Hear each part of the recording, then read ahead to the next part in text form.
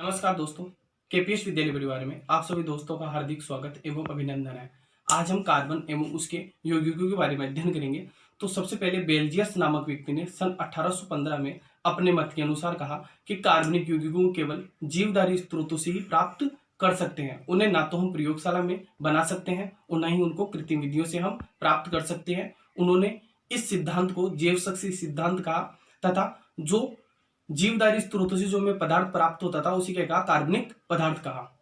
इन्होंने जो कार्बनिक पदार्थों का अध्ययन करते हैं उसे हम क्या कहा, कार्बनिक रासायनिक कहा। लेकिन सन 1828 में वोहलर नामक व्यक्ति ने इस जैव शक्ति सिद्धांत क्या कर दिया, खंडन कर दिया। और पहला पदार्थ प्रयोगशाला में यूरिया नामक पहला पदार्थ प्रयोगशाला में इन्होंने कार्बनिक पदार्थ बनाया और इस सिद्धांत को क्या कर दिया, उन्होंने खंडन कर दिया। तो हम देखेंगे किसके बारे में अध्ययन करेंगे, कार्बन एवं उसके यौगिक। तो कौन था बेल्जियस ने 1815 में क्या कहा कि कार्बनिक यौगिकों को प्रयोगशाला में प्राप्त नहीं कर सकते, उनको केवल जीवधारी स्रोतों से प्राप्त कर सकते हैं। लेकिन एक वोहलर नामक व्यक्ति था, वोहलर ने सन 1828 में जैव शक्ति सिद्धांत का क्या कर दिया, खंडन कर दिया। जैव शक्ति सिद्धांत का खंडन कर सबसे पहले कृत्रिम कार्बनिक पदार्थ प्रयोगशाला में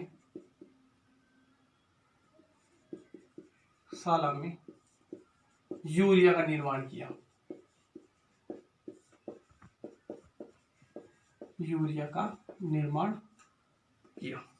अब इस यूरिया का निर्माण कैसे किया, अमोनिया सल्फेट व पोटेशियम साइनाइड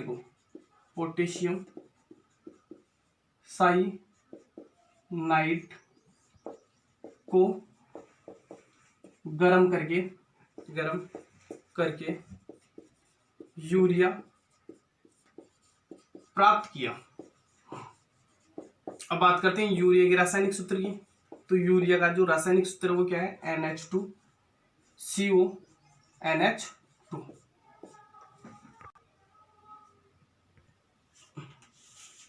अब बात करते हैं कार्बन की विशेषताओं की।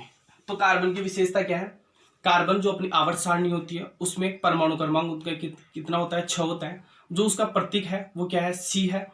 और कार्बन परमाणु की जो इलेक्ट्रॉनिक विन्यास है वो है 1s2 2s2 2p2।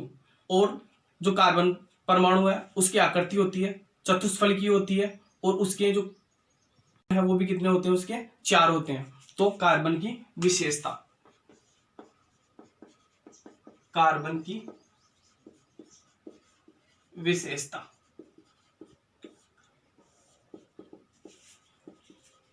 कार्बन का आवर्त सारणी में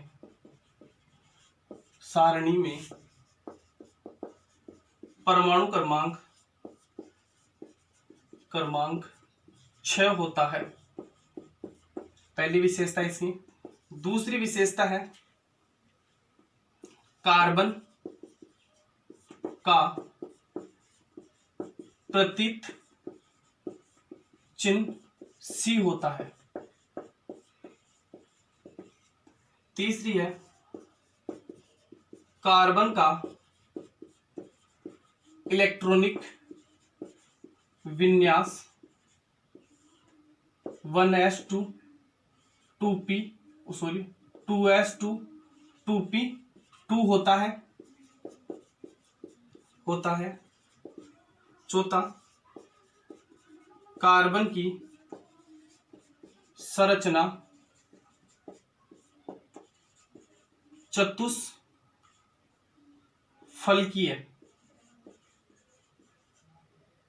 चतुष्फलकीय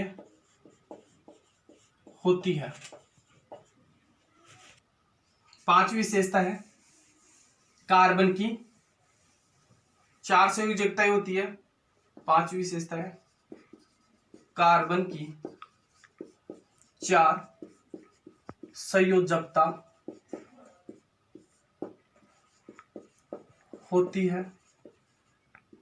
जैसे बात करें CH4 तो कार्बन और H कितने 4, ये क्या है मीथेन।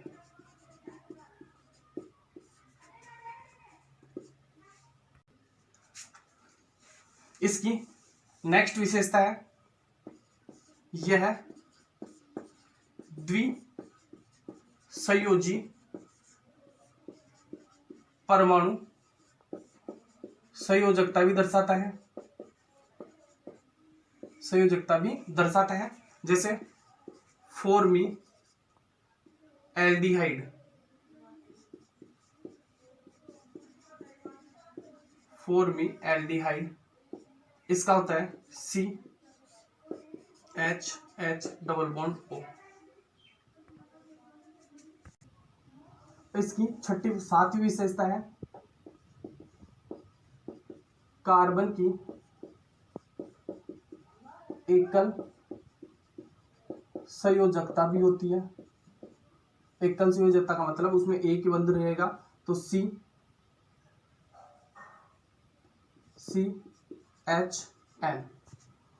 आठवीं विशेषता है कार्बन की द्विसंयोजकता भी होती है। जैसे इसका उदाहरण ले CO2 तो C double bond O double bond O। अब बात करते हैं समचतुष्फलक की। तो समचतुष्फलक किसे कहते हैं? ऐसा फलक जिसमें चार समचतुष्फलक हो, उसको एक को आधार मानते हुए तीन उसके शीर्षों पर इस प्रकार उपस्थित हो कि वो किस प्रकार उनको त्रिभुजाकार में हम देख सकें, और दो निकटवर्ती कोणों के मध्य बनने वाले कोण को क्या कहते हैं? बंद कोण कहते हैं। तो हम बात करते हैं समचतुष्फलक की।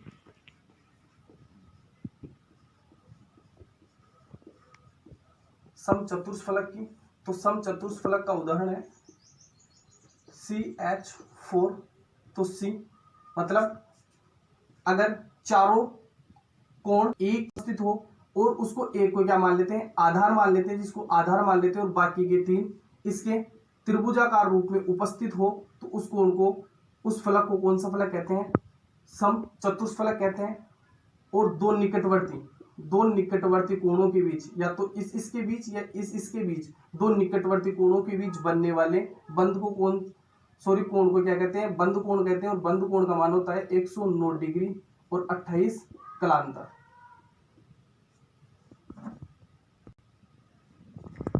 अब इसकी बात करते हैं श्रृंखला की। श्रृंखला किसे कहते हैं?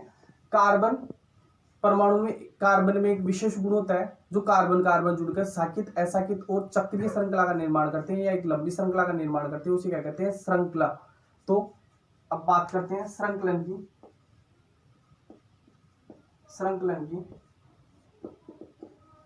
कार्बन परमाणुओं का समूह है, समूह से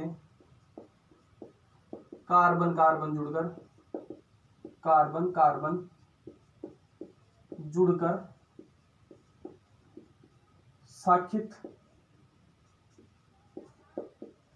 असाकित व चक्रीय श्रृंखला का निर्माण करते हैं, उसे क्या कहते हैं? श्रृंखलन कहते हैं। जैसे इसका एग्जांपल देख लेते हैं। ब्यूटेन की साकित श्रृंखला देखते हैं, जैसे C और इस पे क्या जोड़ देते हैं? Carbon, hydrogen. प्रत्येक बंध पे क्या जोड़ देते हैं? हाइड्रोजन। तो ये क्या हो जाएगी? ब्यूटेन की साकित श्रृंखला। बात करते हैं इसकी नाम पद्धति की। तो नाम पद्धति में पहली पद्धति आती है रूढ़ पद्धति, दूसरी आती है व्युत्पन्न पद्धति और तीसरी आती है आईयूपीएसी नामकरण पद्धति। तो पहली आती है रूढ़ पद्धति, दूसरी आती है व्युत्पन्न पद्धति,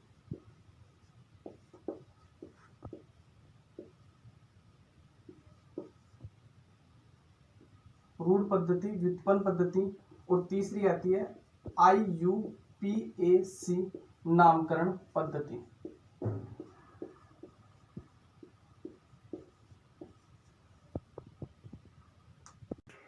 बात करते हैं पहली पद्धति रूढ़ पद्धति। रूढ़ पद्धति में पहला आता है CH4, इसे क्या कहते हैं, मेथेन कहते हैं, और ये प्राप्त कहां से किया जाता है, दलदल से, दल से। दूसरा आता है CH3OH, इसे क्या कहते हैं, कास्ट स्प्रिट, इसे कहां से प्राप्त करते हैं, लकड़ी के भंजन से, लकड़ी के भंजन से, यानी कि लकड़ी को जलाने से। फिर आता है CH3COOH, इसे क्या कहते हैं, एसिटिक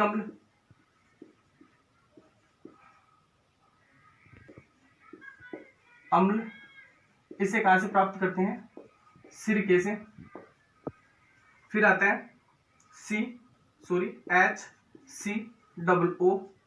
चौथा आता है HCOOH, इसे क्या कहते हैं, फार्मिक अम्ल, और ये कहां से प्राप्त करते हैं, चिट्टी के डंक से,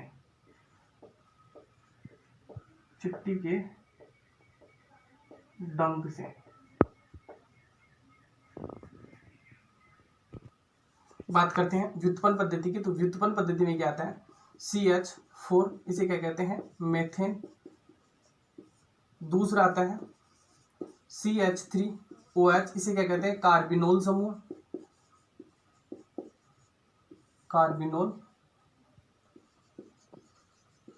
है। और तीसरा आता है CH3COOH, इसे क्या कहते हैं,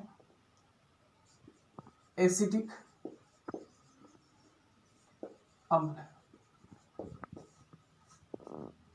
बात करते हैं इसकी व्युत्पन्न पद्धति में। तो व्युत्पन्न पद्धति हमको जानने के लिए पहले इस सारणी का अध्ययन सबसे ज्यादा जरूरी है। आईयूपीएसी नामकरण पद्धति करने के लिए इन सारणी को हमें क्या होना चाहिए, ज्ञान होना चाहिए।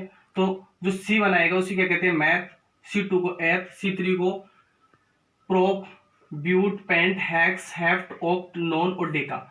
अगर किसी पे एक बंद पे आ रहा है तो मोना, 2 पे आ रहा है तो डाई, 3 पे ट्राई, 4 पे टेट्रा, 5 पे पेंटा, 6 पे हेक्सा, 7 पे हेप्टा, 8 पे ओक्टा, 9 पे नोना और 10 पे डेका। ये श्रेणी आती है एल्केन। दूसरी आती है एल्किन और एल्काइन। जो आईयूपीएसी नामकरण करेंगे वो एल्केन का, एल्किन का और एल्काइन का ही करेंगे। तो एल्केन जो श्रेणी है उसमें कैसा बंद आएगा, ऐसे सिंगल बंद आएगा। तो ये बंद कैसा होता है, एक बंद, एकल बंद होता है इसमें। और जो इसका अनुलग्न आएगा वो क्या आएगा, एन। इसका अनुलग्न क्या आएगा, एन। दूसरी श्रेणी आती है एल्किन। एल्किन श्रेणी में इस प्रकार आएगा, यानी कि उसमें बंद कितने आएंगे, 2, यानी कि उसमें बंद कितने होंगे, द्विबंध। और जो उसका अनुलग्न होगा वो क्या होगा, ईन। क्या होगा, एल्कीन। तो लास्ट में क्या आएगा उसके, ईन। तीसरा है एल्काइन श्रेणी। तो एल्काइन श्रेणी में कितने बंद है, तो इसके कितने बंद आएंगे, 3 बंद। बंद कितने होते हैं इसमें, 3 बंद। और इसके जो अनुलग्न है वो लास्ट में क्या आएगा, आइन। एल्काइन, तो क्या आएगा, आइन।